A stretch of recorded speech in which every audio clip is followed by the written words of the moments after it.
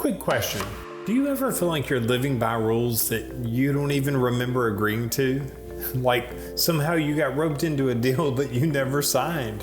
Maybe at work you're always the one picking up the slack, or in your family you're the one who keeps the peace even when it costs you.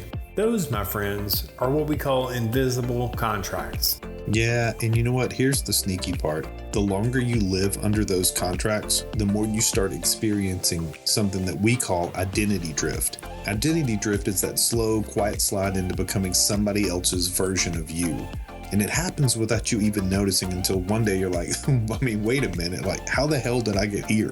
Yeah, today we're going to rip those contracts up. We're going to show you how to spot them, how to maybe renegotiate them, and how to start living and signing the contracts that you actually want.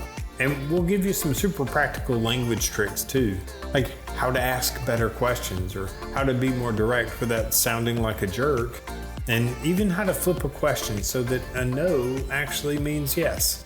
So if you've been carrying the weight of contracts that you never agreed to, just stick around. We're about to lighten that load and maybe even help you take some of your ownership back. Let's get into it. Welcome to the Nature of Everything podcast with Bo and Clint, where we deep dive into the world of personal development through coin. Confirm it, own it, be intentional, and change the nature of everything. Hey everybody, welcome back to the Nature of Everything podcast. I'm Bo. And I'm Clint. And listen, if you're here, you're already part of this thing that we call coin. You're not just listening to two guys talk. You're practicing right alongside of us. This is a community, not just a podcast. Exactly. COIN stands for Confirm It, Own It, Be Intentional, and Change the Nature of Everything. It's the framework Clint and I find helpful to close gaps, to stop drifting, and honestly, to be better humans. Not perfect, but better. And it helps us, so we wanted to share it with you. We actually wrote the book on this. It's called Confirm It, Own It, Be Intentional, and Change the Nature of Everything in Your Life. It's packed with the same ideas that we've been talking about for years, plus other ideas and thoughts that haven't quite made it onto the mic yet.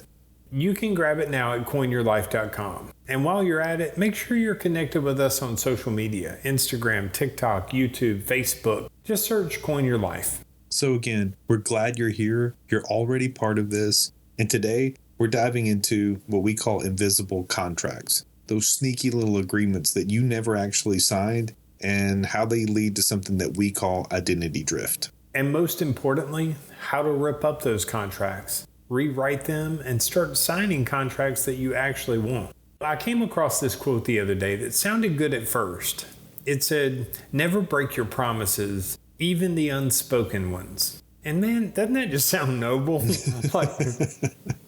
like, yeah, I'm a person of integrity. I keep my word, even the ones I didn't even say out loud. Yeah, but I mean, I see what you're saying, because here's the problem. If you live by that, you're signing up for a lifetime of these invisible contracts. Like, I never said that I would always answer every one of your late night texts. I never agreed to always be the guy covering for coworkers who dropped the ball. But somehow, that quote makes me feel guilty if I don't fill those roles. Exactly. And that's where that drift starts. You're not living by your standards anymore. You're living by this made-up list of expectations. And the worst part, half the time, the other person, they don't even know that you're carrying the weight of this promise. It's all happening in your own head. Yeah, which is exactly why we want to break this wide open and talk about where these invisible contracts come from and how they quietly steer your life, and most importantly, how you can spot them and change this up. Stop this identity drift that comes with these invisible contracts. Yeah, let's talk about how these contracts actually show up in real life. They usually sneak in through the roles that you just kind of fell into, like at work. It's the unspoken contract that you're the one who will stay late if something falls apart. Or if it's in your family, it's that quiet agreement that you're the peacemaker and nobody asked or nobody signed a deal, but suddenly it's your job to smooth things over. So like at Thanksgiving, like Uncle Gary doesn't go off the rails about politics or something. That guy. Yeah. But it's also in friendships. Like it could be something as small as kind of like you're the driver. Like nobody says it, but everybody just tosses you the keys. And then 10 years later, you're kind of thinking like, how did I become the Uber? Exactly. These are the contracts that we're talking about. They don't live on paper in any way, but they do take up real space in your life. And the danger isn't just that they're like annoying. It's that if you let enough of them pile up, you start to experience that identity drift that we mentioned earlier. You're living a life that you didn't actually choose. And here's the kicker. Sometimes these contracts, they don't even come from people. They come from culture. Like from those little one-liners that we all grew up hearing. And they sound good, but they load us up with obligations that we never consciously agreed to. Yeah, like the classic, family always comes first. I mean, it sounds great, right? Like, who's going to argue with that? But what happens when family first turns into you sacrificing your health or your sanity because you feel guilty saying no to requests by this family? Exactly. Or how about this one? A good employee always goes the extra mile. Mm-hmm. Mm-hmm. Translation, if you don't answer my emails at midnight, you're lazy. Mm-hmm. Exactly. It's basically a contract that says that your time doesn't belong to you anymore. It belongs to the company, the boss, whoever's making the ask. So here's another one. If you really loved me, you'd just, and fill in the blank of whatever that, obligation is. I mean, good Lord, that's an invisible contract of, hey, you got to read my mind now. Because no words were exchanged. There's no clear expectation. Just this vague sense that if you don't anticipate my every need, you're going to fail. And then there's the good old, if you want something done right, you got to do it yourself. Yeah. That one sounds empowering, but actually it's a contract that says that you can never delegate, you can never ask for help, and basically sign up for a lifetime of burnout.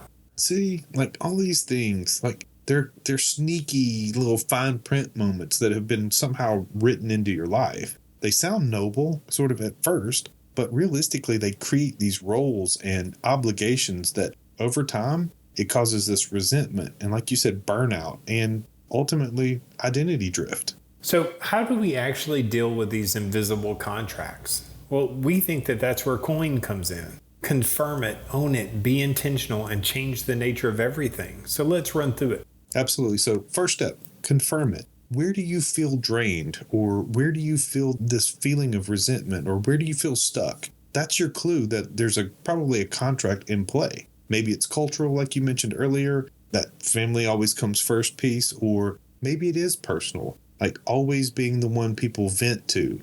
Like, just confirm it. I mean, yep, hey, this exists. This is what I feel. Yeah, and the second step, own it. Now, here's the hard part. You didn't sign this contract, but you've probably been living like you did. And owning it, it means admitting, I've been going along with this, even if I didn't agree to it out loud. That's not about blame. It's about realizing it and taking ownership so that you can take your control back. 100%. So third step, be intentional. This is where you decide like whether you're going to keep it or renegotiate it or rip it up and go a different direction. Like, for real, I mean, I get it. Some contracts are worth it.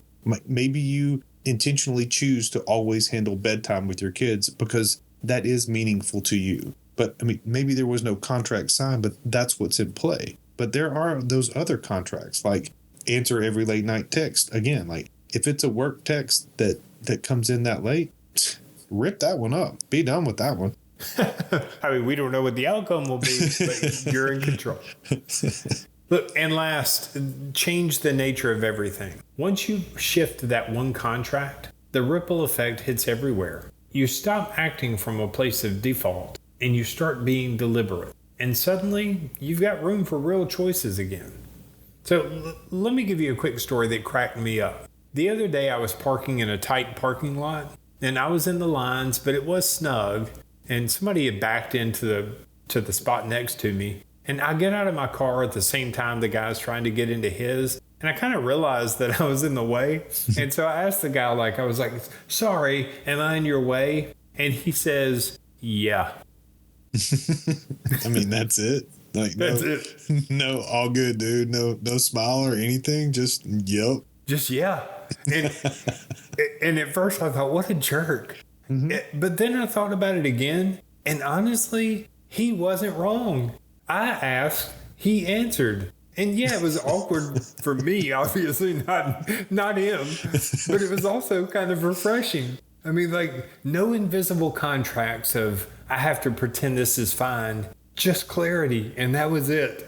I mean, that right there, I mean, it's the perfect setup for what we are about to talk about, which is how language can either keep you stuck in the invisible contracts or help you break out of them. Yeah, so let's talk about language, because most invisible contracts live or die based on how we communicate. And honestly, a lot of us keep bad contracts alive because we're not asking the right questions, or we are avoiding that level of directness. Absolutely. Yeah. Language is sneaky.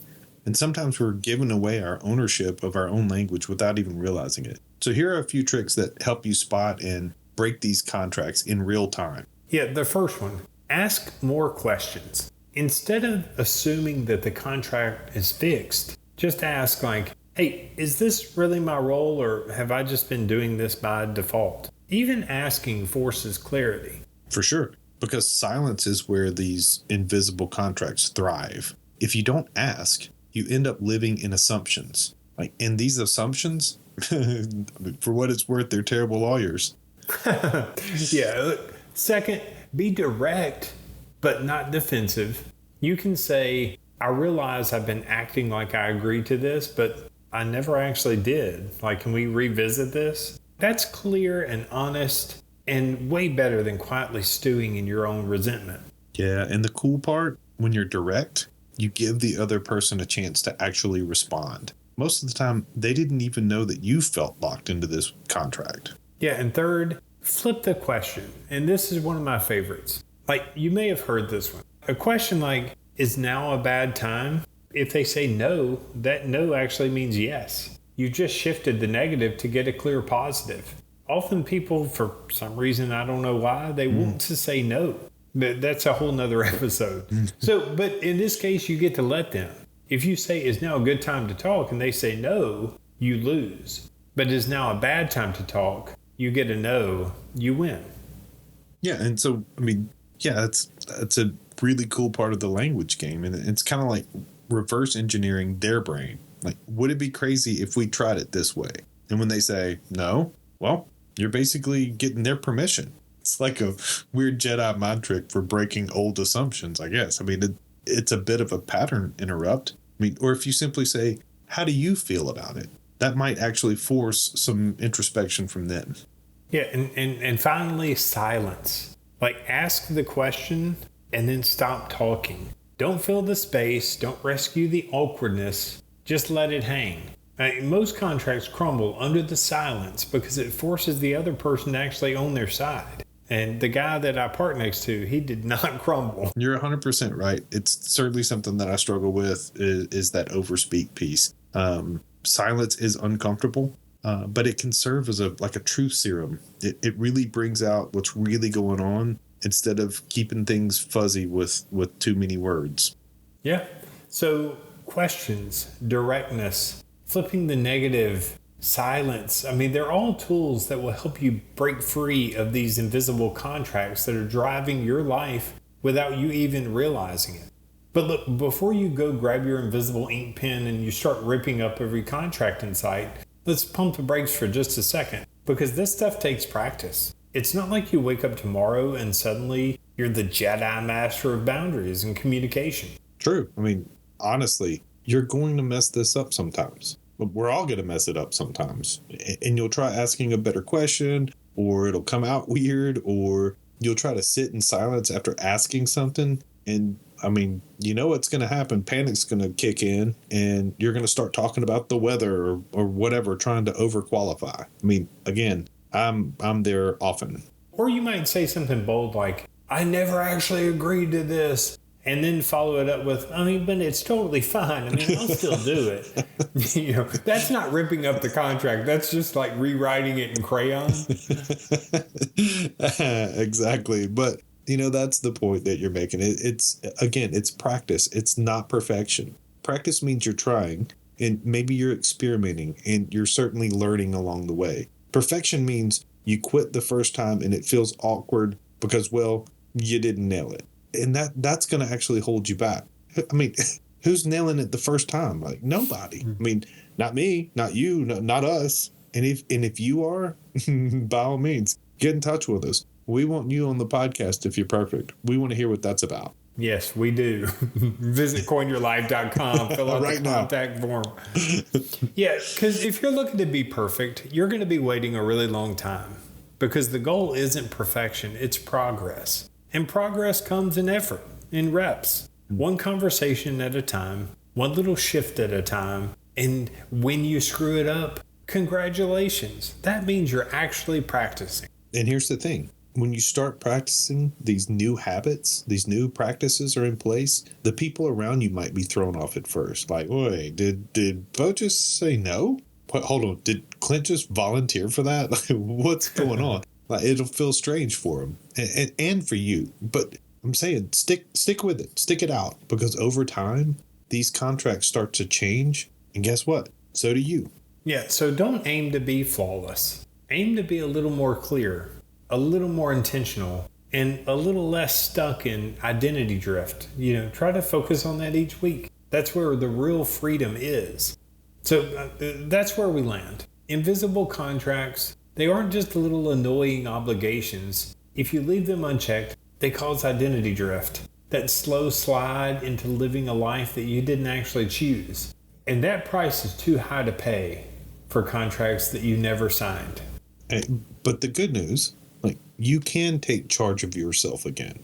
With Coin, confirm it, own it, be intentional, and change the nature of everything. Like, this is how you can spot these contracts. You can decide which ones are worth keeping and which ones you want to rip out and get away from. You don't need anyone's permission. You can absolutely renegotiate these anytime you choose. So here's the challenge for this week. Spot one invisible contract. Just one.